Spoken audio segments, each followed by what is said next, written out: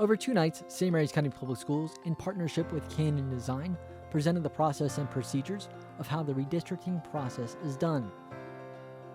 These sessions were data gathering sessions by polling participants with their opinions on what they value in the school system. Welcome, and thank you for coming tonight. I'm sure that you're going to hear from a lot of the evening's facilitators, and you probably already heard.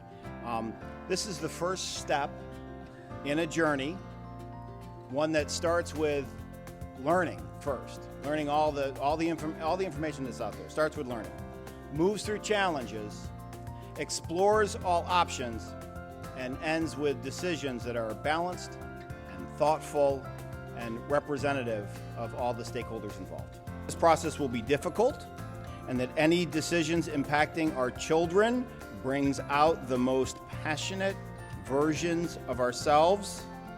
But we need to be sure that when the Board of Education is faced with difficult decisions, all options have been explored and all impacts deeply considered.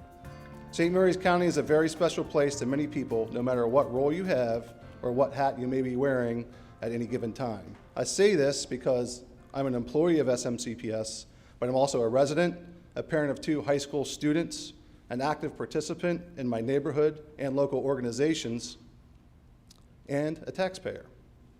I reference this because the vast majority of our SMCPS employees are exactly the same thing.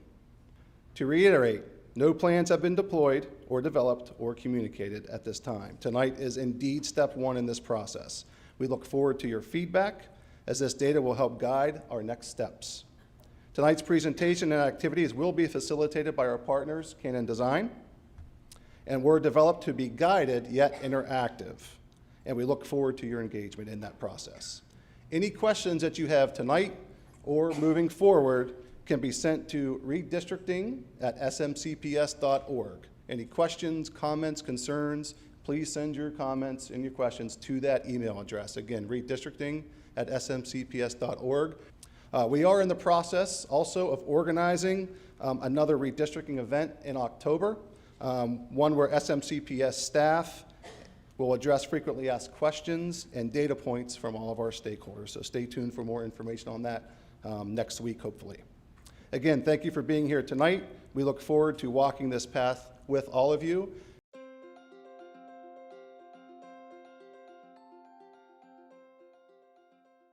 Hello, my name is Kia St. Louis. Kia like the car, St. Louis like the city. I promise you it's real. I am from Canon Design, and we are facilitating this process with you all over the next several months. We're going to go through a welcome exercise process and take you through some data that we've uncovered so far. Note that, and you'll hear me say it multiple times, this is step 1. Yeah, well, technically, this is step 1.2, because last night was step 1.1.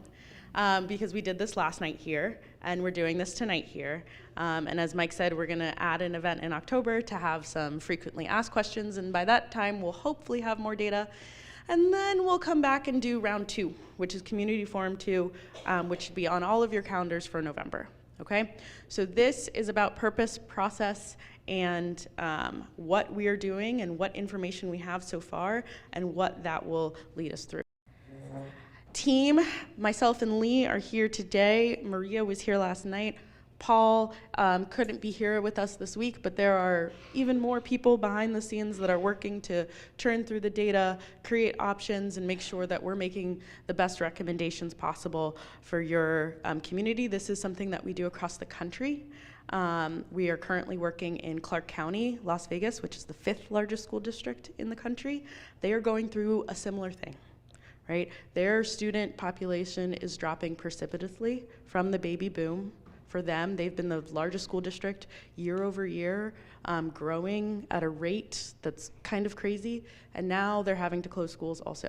So just to say that this is a conversation that is happening nationally, especially post-COVID, as some people as some homeschool kids aren't returning back to schools, and birth rates are declining and everything, just to let you know that you're not alone. And I promise this isn't the first time we've unfortunately had to have these hard conversations. Overview for this process. So I haven't figured out how to say the acronym, so I'm gonna say it out because FUSBUS doesn't really sound jivey. The Facility Utilization and School Boundary Study its goal is to guide facility use, school boundaries, and capital investment, okay, over the next 5 to 10 years. And you'll see kind of why we chose that range when Lee talks through the data. But we're focusing on equity and efficiency. And a question that came up last night was, what do you mean by equity? And what do you mean by efficiency? And equity for us is about making sure that all students are getting the same opportunities across all of schools. Now, what affects that? Things like class size, things like school size, things like dollars per student being spent at one school versus the other. How do we make that equitable across the district, okay? Efficiency, that's about the use of spaces, right? And the use of the school. So it's how many classrooms are sitting empty in a school, or is a classroom being used to its full capacity, right? As an efficient use of the space, because whether one classroom or 8 classrooms aren't being used, the county, the school district, is paying for the electricity for the whole building, okay? The utilities don't change when students aren't at school, right? As long as the lights are on, the lights are on. So when we talk about efficiency, we try to talk about efficient use of dollars and efficient use of space to run school facilities, okay? Transparent and data informed. So everything that we show you today will go on the website that Mike mentioned. There's going to be a dashboard where the data that we present, you can also click through and manipulate and see if you just want to look at Oakville or you just want to look at Leonardtown High, you'll be able to do that, and the data that corresponds to that, that will be going on the website. And when we say data informed, we mean that while we have a lot of tools that we use that are on computers and it makes Excel sheets less boring to run through, we don't use that data as the numbers as that's it, right? Oh, the numbers say this and that's all. We understand that schools are filled with people, okay? And those people, our recommendations are going to affect. And so while the data might be saying, you gotta do this, we have to think holistically about what did the community say? How is this going to affect students right now? How is this going to affect students in 5 years, right? So the data might say X. That doesn't mean that that's going to be the conclusion that we jump to, because there are so many things that might be not captured in the data or not capturable in numbers, okay? Priorities are informed by students and their experiences, as well as you guys in the community. We do care about what you think. That is why, regardless of where we do this across the country, Community Forum 1 is step 1. Because to create options or to talk about possibilities, we have to know what the baseline is. Okay. Our role is facilitators and to provide expert opinions. And then we will provide an unbiased recommendation to your board. They will then choose to accept our recommendation in total, in part, or not at all. That we have no control over, but our recommendation will be public. That was the brief overview. You're gonna learn some more. But first, we're gonna do a who's in the room exercise, which means there's a QR code that's on your table that looks just like this slide. There's also a QR code on the screen, and if you could scan it for me, that would be awesome. All right, first question, what is your primary relationship to SMCPS? Are you a student, parent, administrator, more than one? Technically, everybody's more than one, but okay, a lot of parents, a lot of more than ones. Okay. Let's see.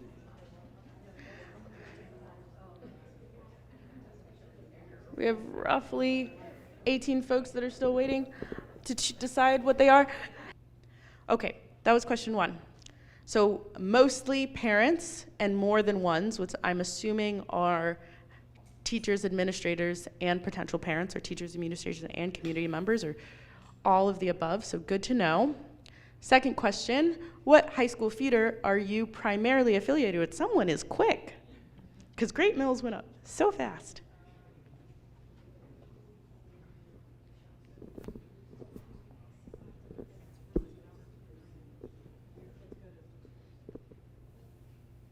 All right, most of the votes for this one are in, and I think Leonardtown's gonna win.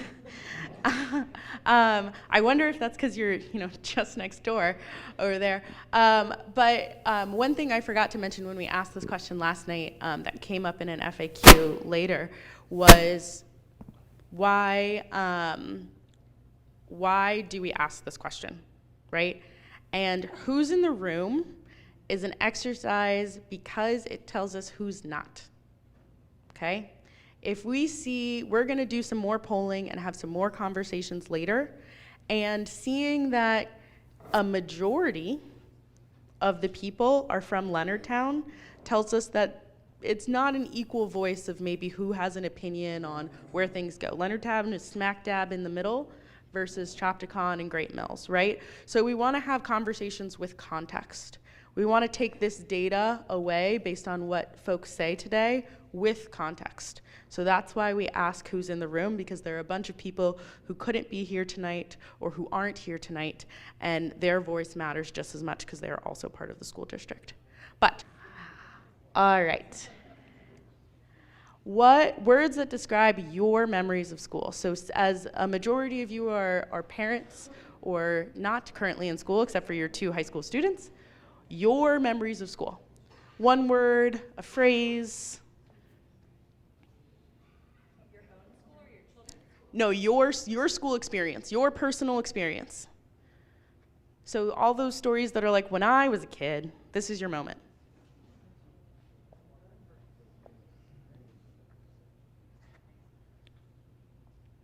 Best time ever. Fun.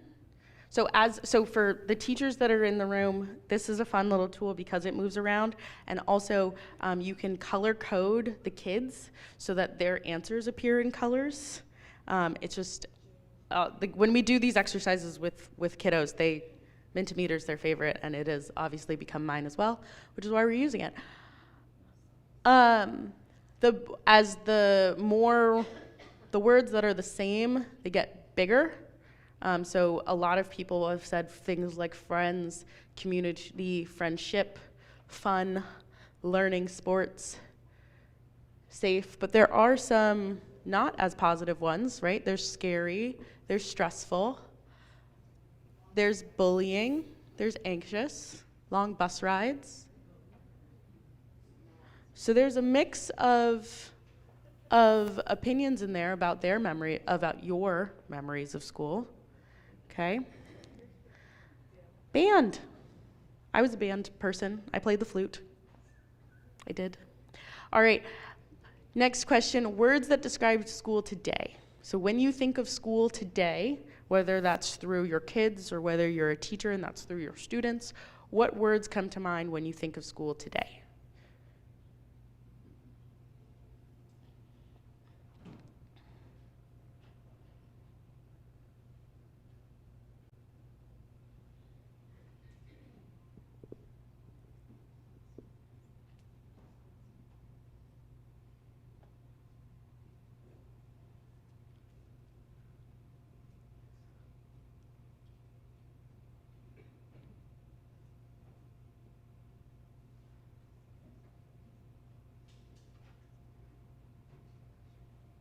Okay, we're about halfway through the responses, and they are notably less positive. Okay, we're seeing things like crowded, stressful, competitive, challenging. There are some positive ones in there: friends, community, fun, important.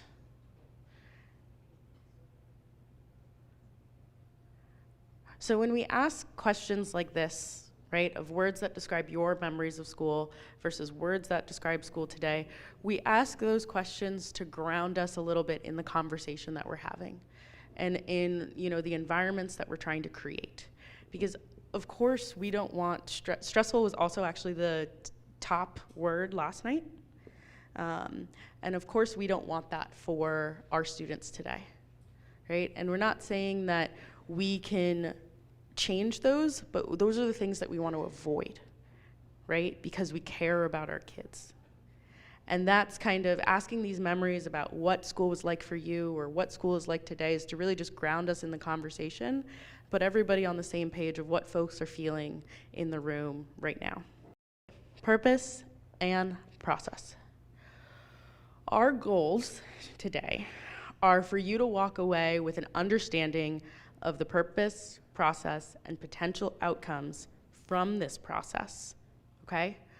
We are going to talk to you also about the opportunities for you to participate throughout the process, some of which we just mentioned, and also a conversation around decision criteria for the facility utilization school boundary studies.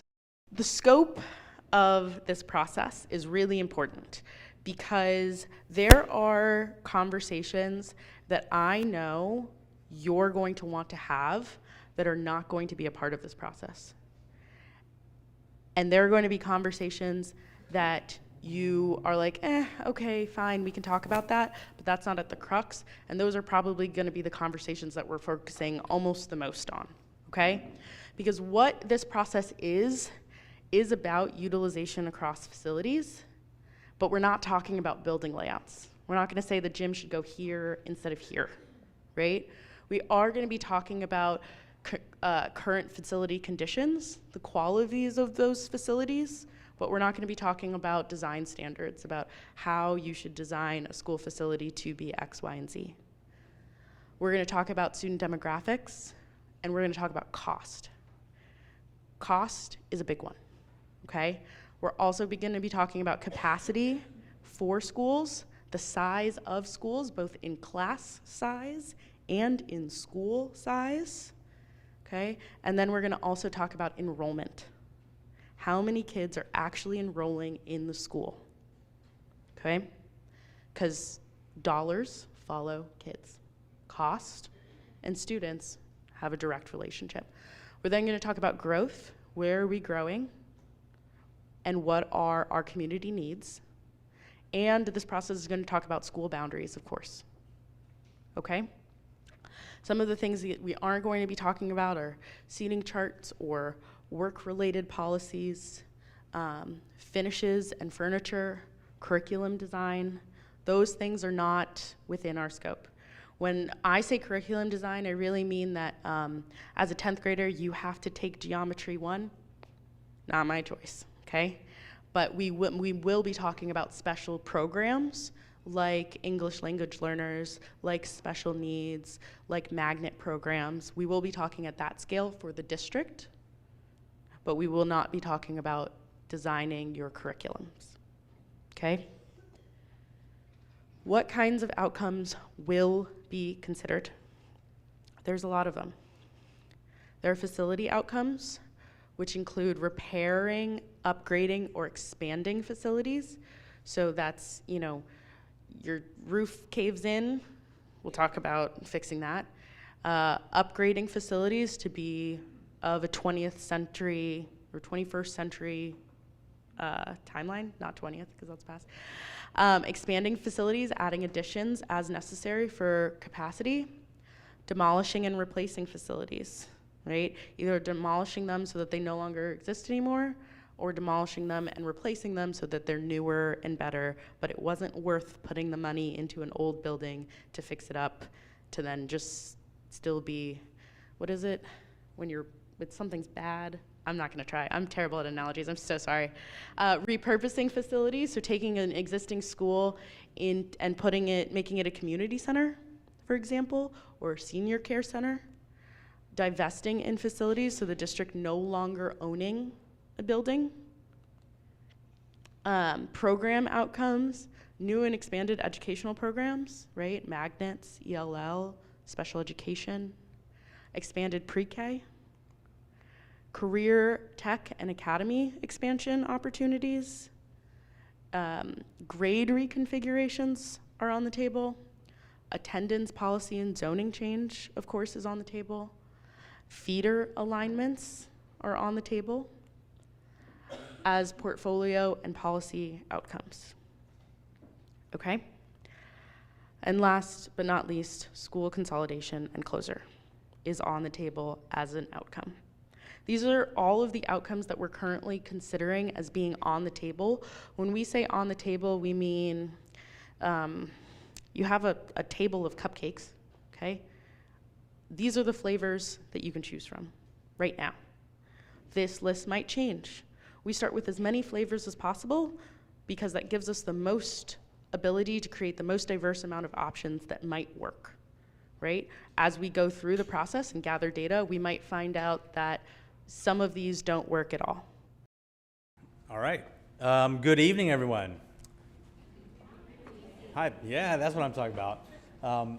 Thanks for coming out, spending your precious Friday evening, taking away from your fun or relaxation time, unless this is your fun or relaxation time, which is a different story. So, like Kia said, I'm going to go into the boring part of the presentation, which is the data. So I'll try not to drone on for too long, but tonight really is about more of the dialogue and the participation. So I'll try to get through this as fast as possible, and then so we can have more time for the crucial discussions that we want to have. So with that, as was mentioned, we're still collecting some data, but we do have some things to show you tonight, and so. We want to be able to share with you some of the baseline information that we've gathered so far and some different data points throughout the school district. So the first thing here, what you see is historic enrollment by school year and by grade. And so if you follow the arrow down that you see on here, you'll see that these red cells are higher numbers of cohorts by year, by grade. And so those higher numbers historically have started to move through the system. And in fact, that largest cohort you see at 1706 graduated out last year. Up in the top right corner of the table, you'll see that rectangle with the lowest numbers that you'll see on the table in blue. These are the students that are starting to come into the school district. So you're having larger groups of students being replaced by lower numbers or groups of students. That really translates into enrollment decline. There is one thing that I do want to point out, some of the pink numbers underneath that rectangle, I'll get to here in a little bit, but those are a little bit higher counts of cohorts that are also moving through the system. So, part of what contributes to this enrollment decline are declining birth rates. Declining birth rates aren't just happening here in the district, but they're happening in Maryland. They're happening in the country. In fact, they're happening all over the world. So almost everywhere you go, you'll see overall declining birth rates. You may see, a group of mothers with newborns here and there, but for the most part, overall numbers are on the decline. However, like I mentioned earlier with that little bit of pink, there is a little bit of good news. The projected enrollments are actually projected to increase over the next 10 years. So right now, utilization across not utilization, but over 10 years, projections are showing the increase in enrollment. Could be partly due to the expanded pre-K that's happened. Could be also in part to some of those pink numbers I showed you, where the year-over-year numbers of students in each grade are starting to increase. And so a little bit of good news.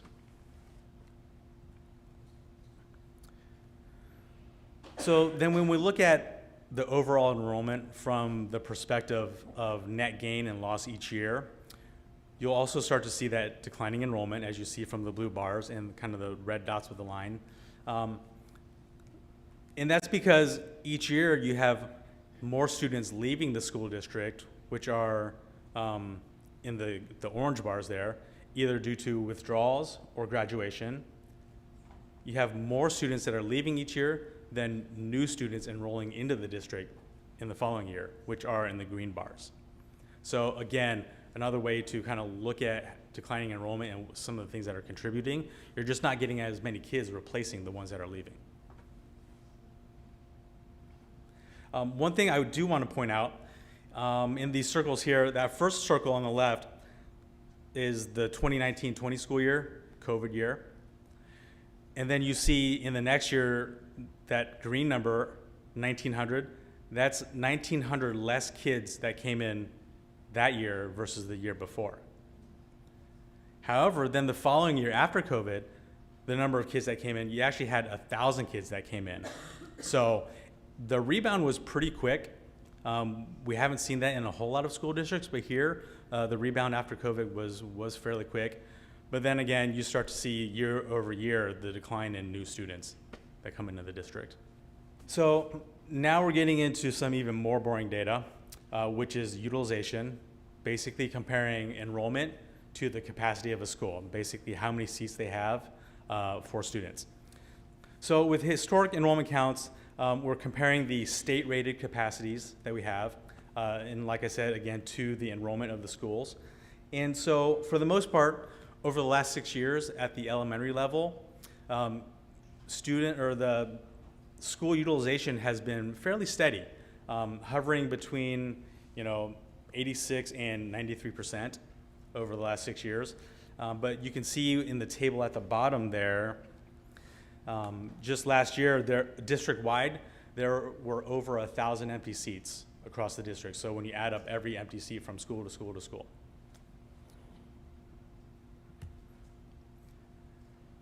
Now, as I mentioned earlier, the enrollment projections do show a slight increase over the next 10 years.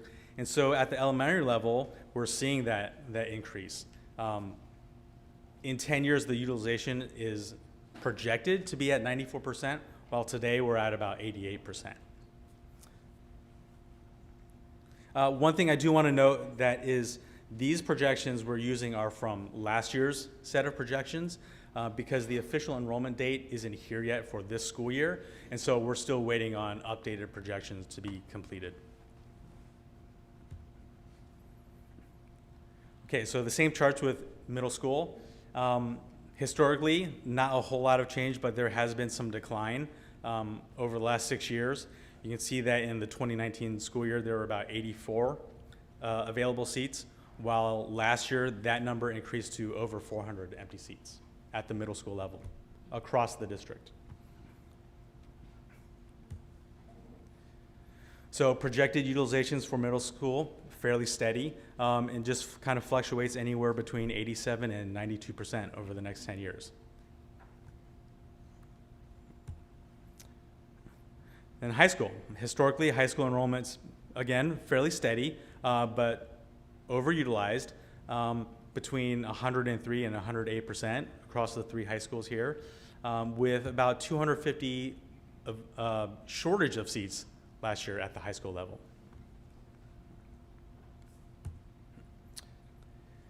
And then the projected utilization. So we know, of course, there's some crowding at the high schools. But the good news is that with these projections, they're actually projected to decline at the high school level over the next 10 years. And so there's going to be a little bit of capacity relief that happens more organically through just the natural course of the enrollment that's happening.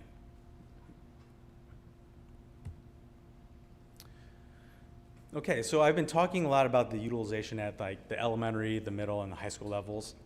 But when you start to look at the utilization at the school level, it really starts to show a different story when you look at it geographically even. So what you're seeing in the map here is that the schools shown in blue represent schools that are being utilized at 85% or less. The schools that are shown in red are being utilized at 100% or more. And the other schools in yellow are everything in between 85 to 100%. So again, at the district-wide level, the numbers look pretty good. But then when you start at the school level, you can start to see some of the variations in the utilizations and the the differences there. One thing that, when Lee's talking about this slide, one thing that I just want to emphasize is the slide, sorry, someone's taking a picture. The slides that we just talked about, Lee talked about, okay, there's declining enrollment, but then there's growth for almost every level that we're looking at. And some folks are saying, okay, but if there's growth, why would we redistrict now? The problem and the reason why we're here, we as in Canon Design are here, is because of that bubble. And that bubble is expensive. Because if we're losing kids, or we've been on a trend of losing kids, but we're operating the same number of schools, that is expensive. To carry us through those next 5 years until there is a possible rebound is what Canon Design is trying to help plan St. Mary's through. Because that is very expensive. Even though it looks like Lee said, 1,000 seats, 1,000 seats is a lot of dollars when each kid comes with a certain amount of funding. Does that make sense? So I know it seems like, okay, we're gonna grow there, and so we should just stay. But staying as we are or doing the status quo would be incredibly expensive, okay? I don't have numbers because we haven't gone through all the data, but that's kind of what we're up against. And that's why St. Mary's brought us in to help them wade the waters through that. With some of the data that we've collected so far, we've been able to look at student migration within St. Mary's County Public Schools. So the numbers in these next few tables I'm going to show you are all students enrolled in St. Mary's County Public Schools, okay? So what this table is depicting, on this one at least, for pre-K students, are the numbers of students for where they're enrolled in pre-K, where they reside, so the attendance boundary in which they reside, regardless of where they're enrolled and attend school, and also the numbers of kids that either transfer into the school where they're enrolled or transfer out of the area where they reside. So we've got a couple of entries here that are outlined. One is Green Holly, with a higher percentage of kids transferring in, but we know that there are special programs there that people will migrate for. So they're at 58% of their enrollment that transfers in from elsewhere in the county. We've also got the 3 cells on the transfer out column all at 100%, but that's because these 3 schools, Evergreen, Mechanicsville, and White Marsh, they don't have preschool programs, but they do have their buddy schools where those preschool kids attend. So looking at the elementary level, again, we have a higher percentage of enrolled students at Green Holly because of the special program that they have there that attracts students. Then on the flip side, we have some higher percentages of students that transfer out of their area, which are Lexington Park and Park Hall, and they transfer to other schools within St. Mary's County. But overall, the percentages don't look, out of whack to me, especially when we look at this all over the country. They're fairly in line with a lot of other school districts around the country. The question was, do these numbers incorporate STEM students and where they go and to attend school? The overall answer was yes, they do. They include where they are enrolled in school. So if for any reason they go to somewhere else for a program, but they come back in the same day, it counts where their main base is. Yes, they would be in these numbers. So if they're enrolled in Great Mills, then they're in these numbers. If it may be a little different if they're enrolled at Leonardtown but then travel to Great Mills for part of the day, then come back. That's a different story. But I believe whatever school they're in is the program that they're doing. So they're all in here. One of the reasons for the transfers could be many. Kids might transfer for the special program like at Green Holly, or they may be transferring because their parent is a teacher at a school, so they just ride along and attend those schools. But we're actually still in the process of trying to get information about the students and the transfer reasons and for why they're going to where they're going. So this table is showing just district-wide overall at each grade level, pre-K, elementary, middle, and high schools, the transfer rates. And again, nothing really outrageous or any outliers out there, so fairly typical for a school district. So here we're showing feeders. So feeders are basically looking at how attendance boundaries are drawn from the elementary school, where they feed into middle school, and where they feed into high school based on the physical, well, not physical, but based on their attendance boundaries. And so the table here kind of shows you the progression from one school grade to the next. So if an elementary school in each row has 2 middle schools, that means that elementary school splits between those 2 middle schools. And the same for middle schools to high schools. So overall, looks pretty good. A lot of clean feeders, 100% feeders, but there are just a handful of schools that do split into other schools. So just another way of showing that table graphically. And with this chart, same kind of concept. If you see a line splitting, that means the feeder splits. And the width of the lines that you see are based on how many students are actually living in those areas that split off. So, you know, for example, all right, never mind. It didn't work, my animations. So the dark blue circles I have got circled would be for Banneker. Those green lines, they're fairly even widths. That means the boundary is fairly evenly split between the kids. So if it's, for example, 1,000 kids that live in there, 500 go to Margaret Brent, 500 go to Leonardtown, based on where they live. Then you see places like Oakville, where there's a very thin line. That basically represents a very small portion of the kids that live within that Oakville boundary that are boundaried to Brent versus Leonardtown. So then, of course, having 4 middle schools that feed into 3 high schools, you're bound to have some splits, but with the exception of Margaret Brent, who all of that boundary feeds up to Chopticon. Okay, so a little bit about the process and the stakeholders that are involved. This process, you know, we've done this process, or I've done this process for over 20 years now, and it actually existed before I came into this field. No way. Yeah. So the process really is designed around community and stakeholder input. We have multiple groups of stakeholders in the district that are involved with this process. Of course, it starts with the Board of Education, who will be giving updates to throughout this process as we move through it. And really, the Board of Education is the body that will ultimately decide on adopting a plan or not. Kia had mentioned that we'll put forth recommendations, and so the board will have to vote to accept those recommendations, put it into place, or maybe modify them, or just reject them completely. So we also have a school boundary realignment committee. The school boundary realignment committee is made up of a lot of district folks, director level, who will be there to help us work through creating boundaries and options, possible options, and will also help us develop recommendations that go to the board. We also have a community engagement team. The community engagement team is really just made up of a cross-section of community members between parents, teachers, students, some of whom may actually be sitting at your tables tonight. So you may get, if they're there, they'll introduce themselves. So hopefully there'll be some good conversation with them.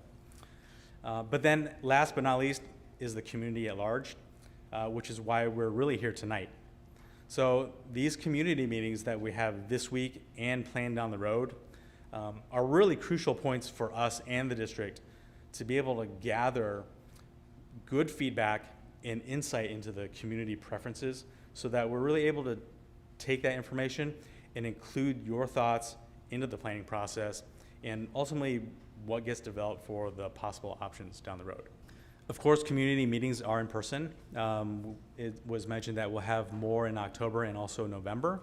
And we typically hold these as open invitation, but because of the enormous amount of interest that we've had and the space limitations that we have, we've had to have people register. but you folks are the lucky ones that were able to register and actually hold a spot to participate live in the first part of this process. So speaking of process, the whole thing really is built on a foundation of principles and data. So as was mentioned, we're still gathering data. We have some that we've shown you tonight, but we're still collecting more.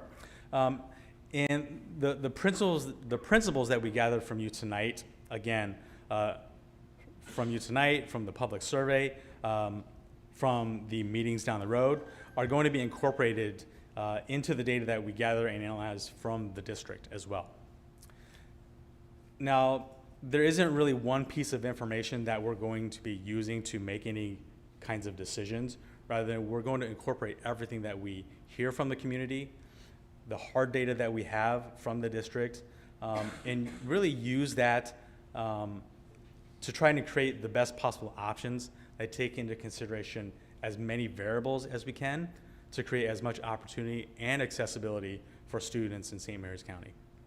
So the next major step in this process after tonight will be to take your feedback and using the district data that we're gathering and still gathering to develop those possible options that we've been talking about. These options, again, we'll try to create them in a way that have a very minimal impact on students and families across the district. So once those options are developed, we'll come back out to the community to present those options to you, and we'll go through a very similar process as we are tonight to get that feedback. We really want to know your opinions about these possible options that get developed and possible solutions to make any kind of modifications that you see fit to the options that you're going through. We want it to be as productive as possible, and this is really where the community gets to have a say in how the options are developed to maybe massage certain areas that may or may not work well, because as the objective third party that comes into a school district, we don't know each community as well as you guys do. And so we really need your help in understanding better some of the nuances that are out there. So your feedback tonight and in the survey are really going to be very, very crucial for us to develop some very good options for recommendations to the board. So then, once again, we'll take that additional feedback, make any additional modifications that we can to them, and we'll eventually develop the recommendations that we take to the board to consider, with the process ending around the January, February timeframe after a round of public hearings on those options. During the conversation portion of the program, participants were asked in small group discussion on ranking the values they find important to education. They were also asked if the school size or location matter to them. The data will be used to make the options that will be presented in November at the second round of public forums. We share your voice, do the survey, look to the website for more information, including the slide deck, including the recording, including the data that we're going to post on there for you to reference throughout the process. And a reminder of the process. So today, we did Community Forum 1. We have added, that is not reflected in this pyramid quite yet, on October 28th, thank you, Kim, we are going to be holding a frequently asked questions session, right? I am going to be there. You'll get to see my face again, for better or worse. And the district is going to be answering some questions that you probably have, right? But that are district specific and that are not necessarily about this process, right? They're going to be answering those questions. They're going to be sharing data that they have, right? And we're going to be giving you like a mini update of where we are, because 2 weeks or so later, you're going to be back here with me, and we're going to be looking at the possible options that we developed, okay? And at that point, there will be another survey coming out for you to give your opinion on the options that are generated, okay? We do want to hear your voice, so if you have questions between now and October 28th, redistricting@smcps.org.